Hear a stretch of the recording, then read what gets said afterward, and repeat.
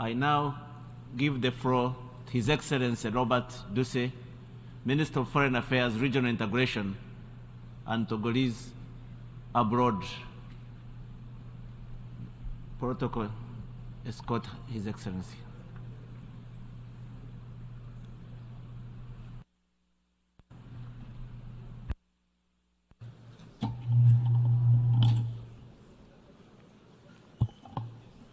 Monsieur le Président, President of the General Assembly, ladies and gentlemen, heads of state and government, Secretary General, sir, distinguished guests, ladies and gentlemen.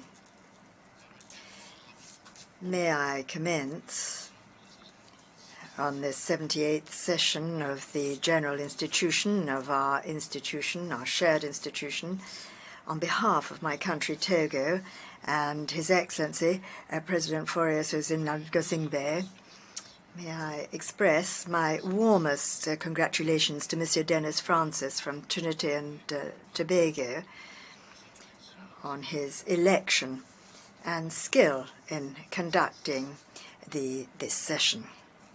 And also go to not only to his predecessor, Mr. Shaba Kurosi, who chaired our work last year, but also and above all to Mr. Secretary General Antonio Guterres, who is doing the best he can to restore the image of the United Nations of a wounded institution despite the procrastination and complexity of the path of the reform.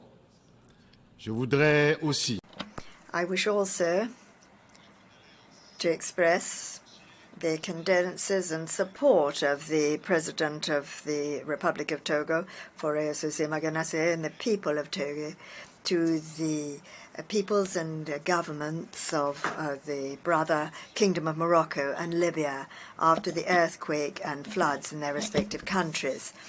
Mr. President, ladies and gentlemen, as we come together in this forum, we have to say that our world is overcast by shadows.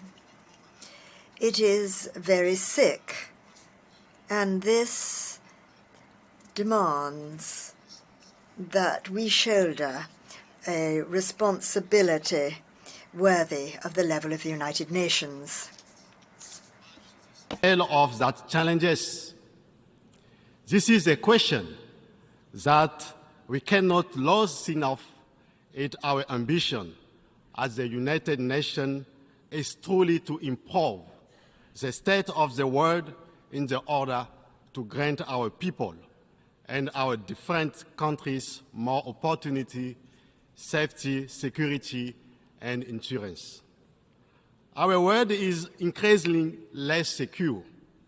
Trust and solidarity between nations are almost at half-mast, and we have the responsibility to work to repair it by rediscovering the meaning of our noblest commitments.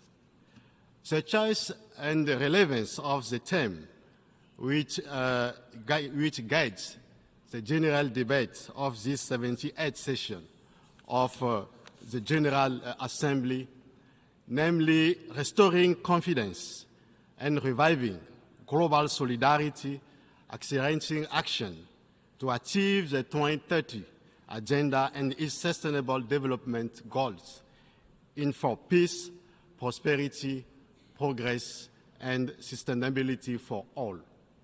Conveys clearly and unmistakably the unsustainable, disrupt, and unstable state of the world, but also our determination at a higher level to do this in better. The emergence of new sources of tension in the world must concern us. Monsieur le Président, Mr. President, ladies and gentlemen, I come from Togo, from a country and a continent which are sorely tried today, the continent of Africa, our Africa, the Africa of freedom the Africa of our fathers, the Africa of our mothers. Oh, Africa, you are wounded and bruised. Our continent of Africa is facing many vulnerabilities. Vulnerability because of a lack of income, vulnerability because of a low level of development, vulnerability given major health crises, vulnerability attributable to the effects of climate change, vulnerability due to the disruption of global food supply chains, vulnerability due to the invasion of African cyberspace by cyber criminals and disinformation, vulnerability because of recurrent armed conflict and ongoing wars, vulnerability because of the spread of international terrorism on the continent, which threatens international peace and stability. Terrorism has developed disturbingly on our continent in recent years in the Sahel, in the Horn of Africa, in southern Africa. And Africa runs the risk of becoming a sanctuary for international terrorism and of being the weakest link in the world security system. Our states on the coast of the Gulf of Guinea were long spared terrorism, but we have started to be deeply affected by it. Thus, in order to respond effectively to the threat of terrorism, Togo has adopted innovative and multi-sectoral measures in its strategic document, Combating Violent Extremism, adopted on the 5th of July 2022. This strategy enables us to marry security approaches and development by bringing together operational and legal measures as well as more flexible and endogenous ones. It takes into account the emergency program for the Savannah region. The global cost of this is more than $324 million to carry out several projects by 2025 in the sectors of water, energy, health, infrastructure, education, and agriculture. This is the place to express the gratitude of the government of Togo to all our partners in the combat against terrorism, and also to urge a constant strengthening of the various partnerships to put an end to insidious terrorism. Given the many situations of vulnerability and crises affecting Africa, which basically don't spare any country on the continent, the government of Togo, for itself, is working to drive forward the development agenda by means of an ambitious roadmap 2020 to 2025. Togo has carried out a series of priority projects for the economic, social, and structural benefit of our people. Health, by means of universal health coverage, food sovereignty, socioeconomic inclusion, and decent work, that all may flourish and share prosperity. These are the priority planks of the government's action. Mr. President, ladies and gentlemen, the government's endeavours to ensure that Togo is a country open to the world are continuing. We dearly wish to enhance economic, social, and democratic stability in order to attract investors and ensure that Togo is a desired destination for them. The many actions that we are carrying out are linked to the African and UN commitments of the 2030 and 2063 agendas, and are part and parcel of our common striving for sustainable development, which is shared by all UN members. In this program, we have given priority to the protection and conservation of the environment. We wish to act to ensure that Togo's determination to join in the international effort to combat climate change becomes real. Thus, in order to manage and protect in a lasting way marine and coastal ecosystems, the government has aimed, on the one hand, at the management of sustainable protection of marine and coastal ecosystems, the regulation of fisheries, the regulation of vulnerability of both people and assets when it comes to extreme climate events, and also we are combating illegal, unreported and unregulated fishing and promoting the blue economy. Regarding the sustainable protection of the marine and coastal environment, Togo has instituted a regional program for the integrated management of the coastline and to combat coastal erosion. Togo wishes to ensure the protection of 90% of its coastlines by 2025. Then, within the framework of preserving and restoring ecosystems and combating desertification, Togo launched a significant national program of reforestation of 1 billion trees by 2030. We have prohibited the import, marketing and use of glyphosate and all products containing it. And we are also promoting the use of biopesticides and biofertilizers in our country. When it comes to renewable energy, strategic and diversified partnerships have been forged to provide reliable, modern services at as low a cost as possible for rural areas. Thus, the Fund for Access to Electricity, called Fontinga, was created in order to ensure that Togo can, by 2030, ensure universal access to reliable, sustainable, modern, and affordable energy services. By means of the CISO project, solar energy kits have been provided to vulnerable rural peoples throughout our country. And the government is also untiringly aiming at the installation of photovoltaic and solar power stations, thus increasing the share of renewable energy in Togo's energy management policy.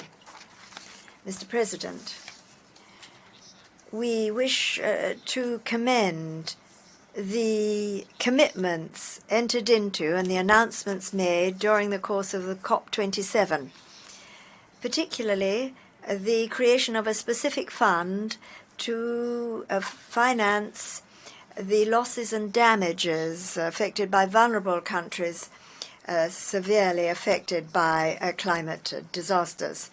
This is a major stride forward when it comes to the climate justice that developing countries so much wish to see. However, we must strive to reduce greenhouse gas emissions and the use of fossil fuels inter alia. Here, we wish to express our hope that the COP28, scheduled for Dubai in November this year, will enable us to note significant progress in the implementation of the commitments that we have taken upon ourselves. The Climate Summit on the 20th of September 2023 has come at an appropriate time to demonstrate the existence of a real will to speed up the implementation of a just transition towards an equitable world that is more resilient to climate change. Mr. President, ladies and gentlemen, with our continent facing a plethora of challenges marked by the expansion of international terrorism and the emergence of new areas of tension, Africa is seeking its own path, and Togo supports efforts to achieve peace in Africa. Terrorism and instability in Africa are a problem of international security, and they must be treated as such by the United Nations. Our region of West Africa, where several states are in transition against a volatile security backdrop, must be supported with active solidarity. We must invest more in peace than we invest in war. If the protagonists of the various conflicts throughout the world were to heed us, I wish to say to them that war is a denial of human dignity. Immanuel Kant, the great philosopher of the Enlightenment, said, "If those who make war could send their own children to the front, there would never be war." Togo is a country of peace, and Togo is against war, regardless of the reasons for it. Since our independence on the 27th of April 1960, Togo has never waged war on its neighbours. Togo has never attacked its neighbours or any country. Togo has never been a rear base for any attack against a brother country. Togo is a country of peace. Peace is in the DNA of the people of Togo. Togo has always been a country of mediation, of fostering dialogue, negotiation, and understanding amongst peoples and governments. The 6th of January this year, 49 soldiers from Côte d'Ivoire were freed thanks to the mediation of the President of the Republic of Togo, Faure Sese-Magasingbe, putting an end to the tension between the governments of Côte d'Ivoire and Mali. Togo has hosted several negotiations for peace, and we can mention Chad in 1982, Sierra Leone in 1991, Liberia in 1991, Côte d'Ivoire in 2000, etc., etc. We call for de-escalation and the cessation of hostilities in the various hotspots throughout the world, and in particular in West Africa. Africa has suffered too much from war, and a minimum sense of responsibility should convince us to invest in prevention and the peaceful resolution of conflict. The bad thing about war, said Immanuel Kant, is that it creates more wickedness than it destroys. External interference causes conflict and crisis in Africa. It complicates the search for solutions to our crises and undermines initiatives for African solutions to African crises. External interference is no longer welcome in an Africa which is aware of its responsibilities, its problems of peace, security, and development. Africa no longer wishes foreign interference. Africa wishes to be true to itself and master of its destiny. Mr. President, ladies and gentlemen, for several months in the African continent, Sudan, a brother country, has been affected by an armed conflict which causes much concern. Aware of the importance of peace and security for sustainable and inclusive development, Togo has made this one of the main planks of its development policy. And under the aegis of the President of the Republic, Faure Sesema-Gasingé, we hosted a consultative dialogue in July this year in Lomé between the political and military leaders in Darfur in order to make a contribution to the resolution of the conflict in Sudan. These conflicts made it possible to reach a compromise to put an end to violence and establish a humanitarian corridor. In order fully to execute the commitments entered into in Lomé to relieve the suffering of civilian populations, we urge the parties to the conflict in Sudan to choose dialogue and consultation rapidly to settle the differences for the greater interest of Sudan.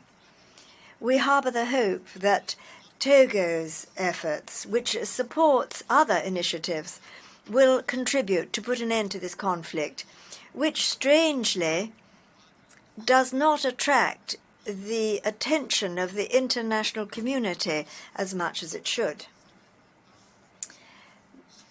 Recent times have also been marked in West Africa and in the Sahel by the unconstitutional establishment of traditional regimes, raising questions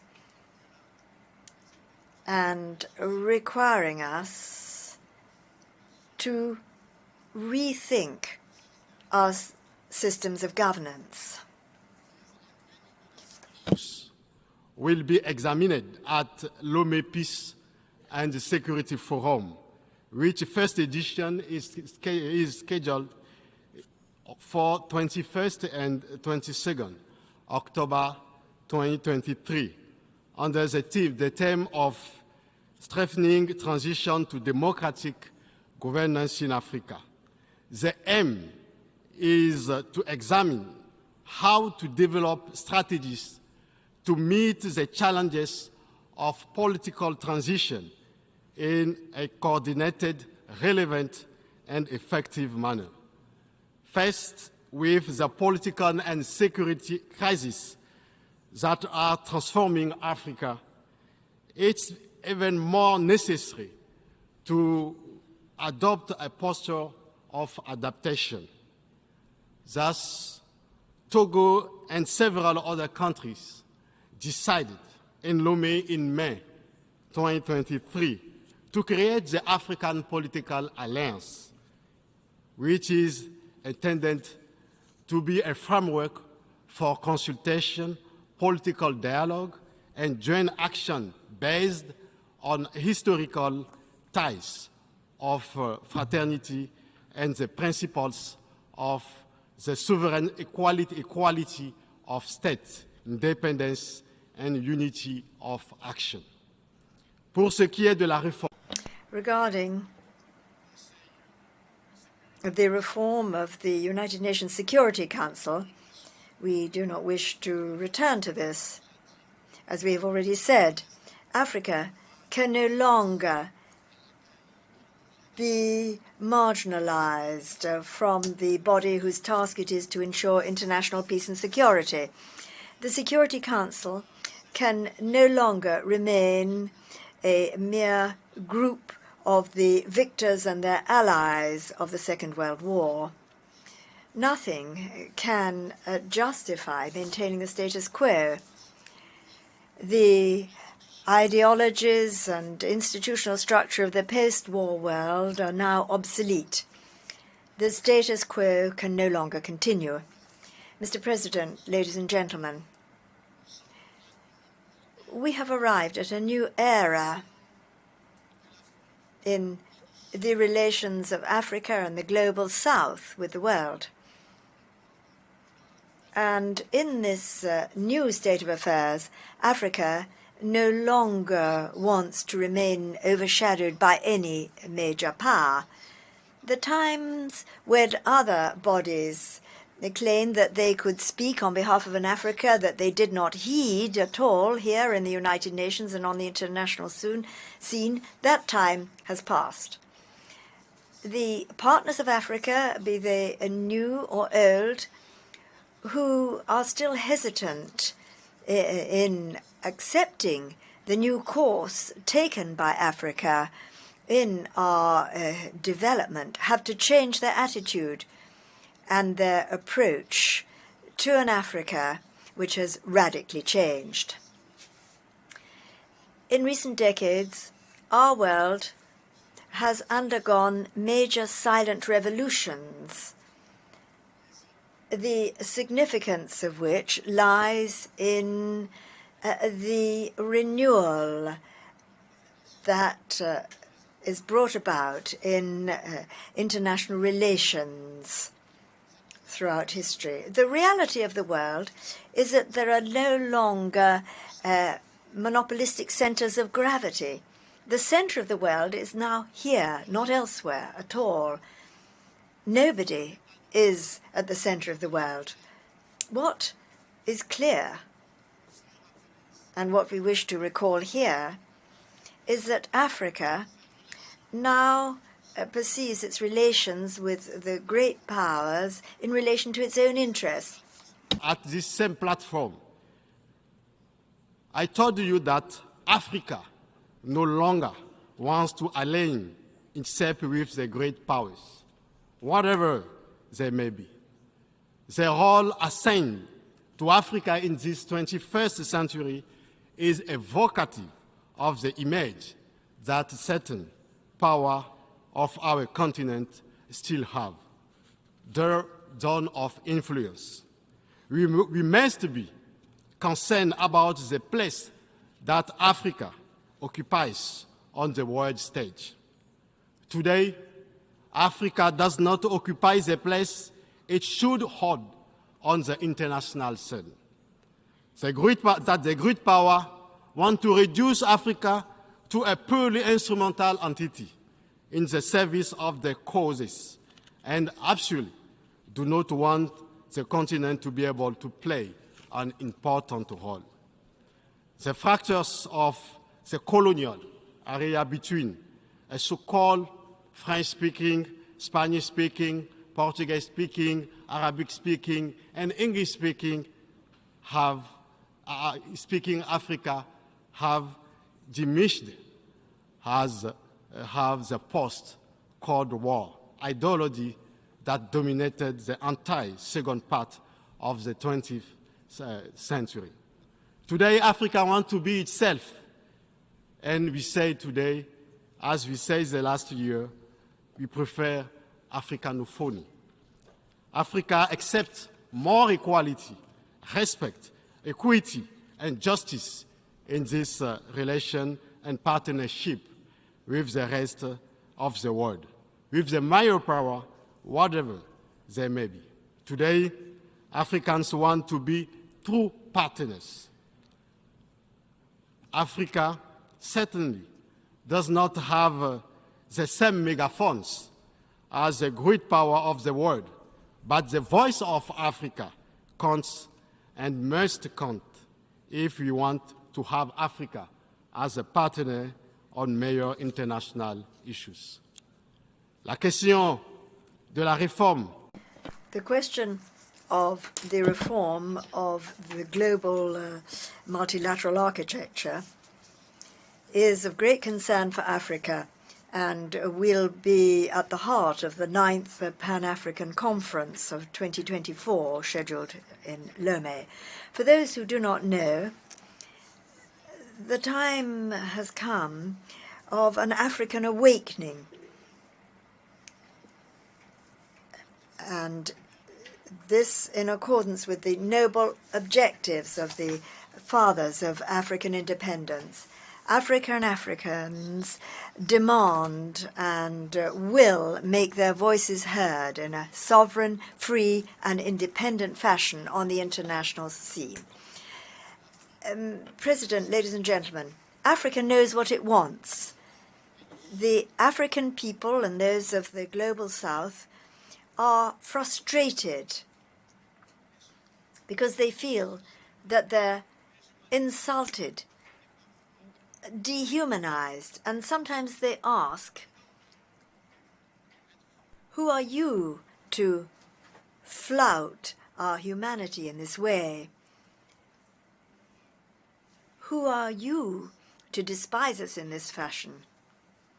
Who are you to humiliate us like this? Our common organization, the African Union, is working to make heard the hope and voice of an Africa which is sovereign, which wishes to be sovereign, free and independent on the international stage. But we're also working within the framework of the African Political Alliance, launched in Lomé in Togo. Rivalries amongst the great powers must not instantly become African rivalries. For we, as African nations, the challenge is to avoid taking sides in rivalries which are not ours. We have to fight our own battles, which are, inter alia, combating neocolonialism, combating poverty, bringing about the industrialization of our continent and economic prosperity, achieving peace, combating de-Africanization in Africa, and fighting for an African renaissance and dignity, the struggle to shake off any foreign yoke definitively, committing ourselves to achieve better representation of our continent amongst the family of nations and continents. Our combats are not those of the West nor of the East, even less are they of any shore or part of the world. We have to focus on our current, our own battles and those to come. International politics cannot be reduced to a divided arena where you have to side with one camp against another. We want a reformed international system based on values and principles, respecting everybody, respecting the rights of peoples to adopt their own positions freely as suits them on the international stage. The right of peoples to decide for themselves implies that each state has a right to behave as it wishes on the international stage, respecting its international engagements.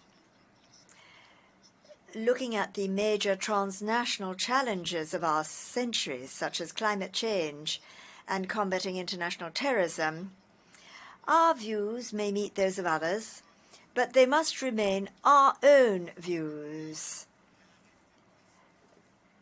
decided upon in accordance with our own agendas.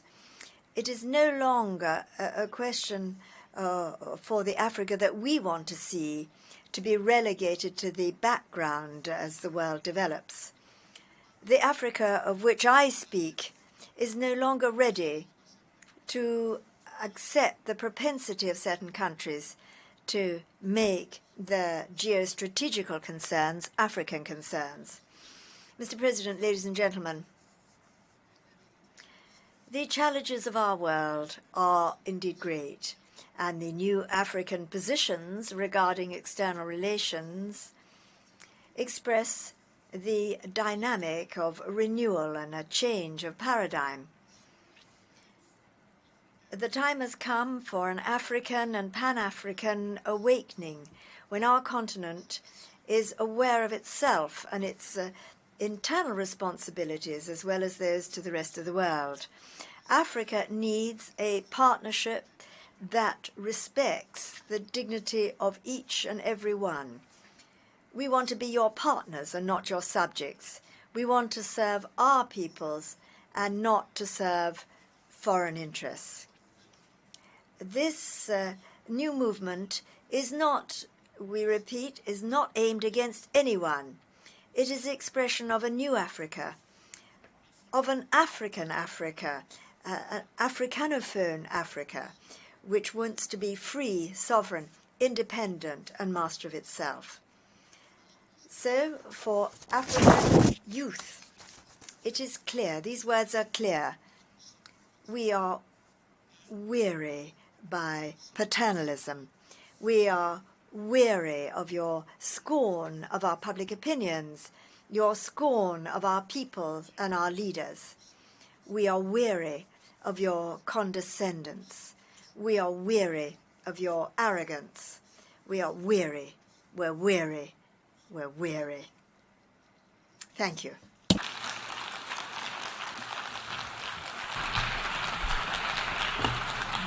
I thank the Minister of Foreign Affairs, Regional Integration and Togolese abroad of Togo.